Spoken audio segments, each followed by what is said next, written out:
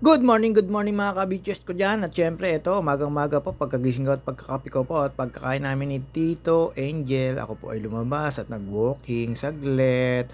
At dito po sa aming pinag-stayan ay napakaganda po. Nakita nyo naman po yung morning na madagim po. At syempre ayan po yung ambience na. At pagkatapos ko po dyan, tayo po ay naglakad-lakad sa dagat. Tapos saglit lang po, nagpapawis lang po saglit. Then pagkabalik ko po ay tumambay na po tayo sa aming cabin. Cabin nga po ba? Cottage or room? Room. Kasya naman po kami lahat. Hindi ko lang po alam kung magkano presyo. Dito lang po yung sa Lubao, Batangas. Sa mga gusto pong pumunta. Meron naman po silang mga activities dito sa beach. At ayan po mga ka-JT. Ayan ang mga activities nila.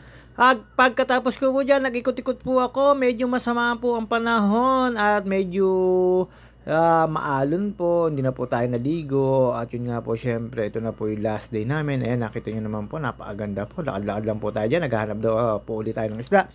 Diyan na po ako nag-walking. Hindi na po ako sa kalsada dahil po medyo maambon. Dito mabasa ka man.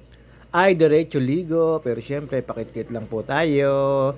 Gamit po ako dyan ng earpods dahil po medyo engib na tayo. Hindi, joke lang po yun. Nalimutan ko lang po tanggalin yung earpods ko dahil po ako ay FB. At syempre, shoutout nga pala po sa mga nakakapanood sa akin at kung saan mo nakakarating itong aking video. Thank you so much sa mga suporta at naniniwala sa akin. At shoutout nga pala po sa iyo, Bella Spencer, shoutout sa iyo, taga Manila. At syempre, ayan, napakaganda po niya, place na yan. At sa mga lahat nagko-comment po, shoutout po sa inyo. At sa mga nakakapanood po dito, thank you so much. At kung saan po man nakakarating, chat lang po eh. Comment lang po kayo, shoutout ko po kayo sa next video. At syempre, pagka-uwi po, regular na araw na naman po, pa-bike-bike, pa-jogging-jogging, eto, tapos na po ang bakasyon, ang JT nyo, driver, on-call driver. Syempre, hindi naman po lahat ay pinagdadrive ko. Syempre, ayun lang po mga special. At ayan po, habang tayo po ay nakatambay dito sa dagat na to, habang nag-aantay po tayo ng fisherman na pwedeng bumili ng isda. Syempre, alam niyo naman, ayan, lakad-lakad lang po tayo.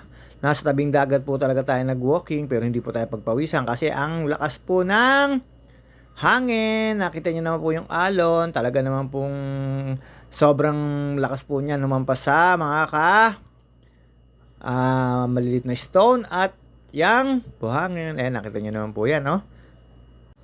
Umaabot po sa pako yan. Pag nandiyan po sa tagliran, syempre umangat lang po tayo para hindi po mabasa ang ating paa. Baka po tayo matunaw.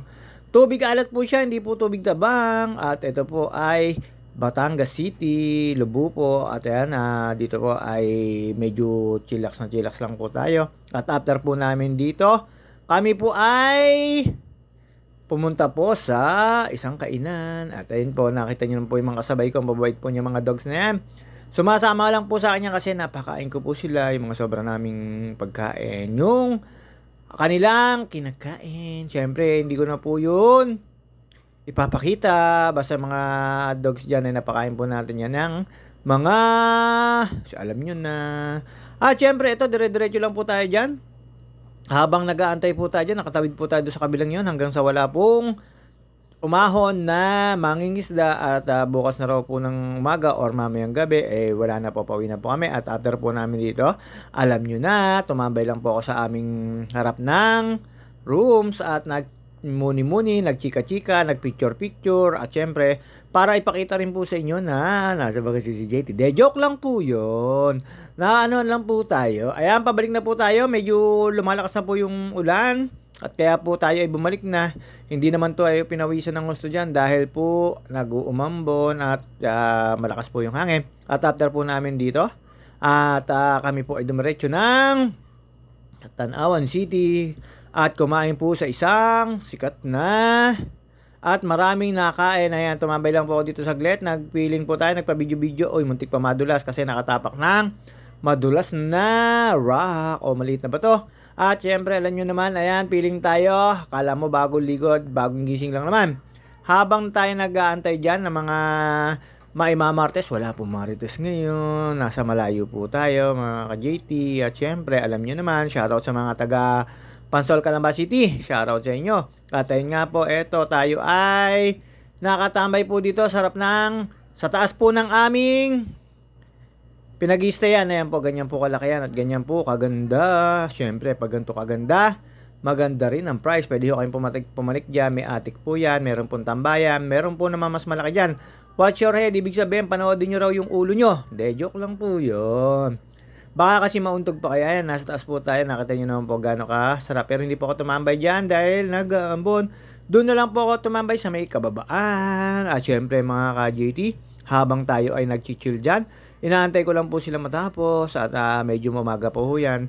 At dito po kami kumain sa Mando and Elvis Lutong Bahay.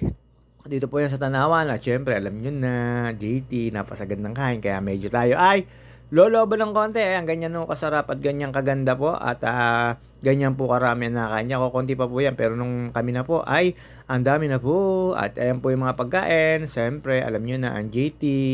Hanggang dito na lang po muna tayo. See you on my next video. Babus ay pagkakain. Uuwi na po. Ayan po yung mga pagkain nila. Lutong bahay po yan.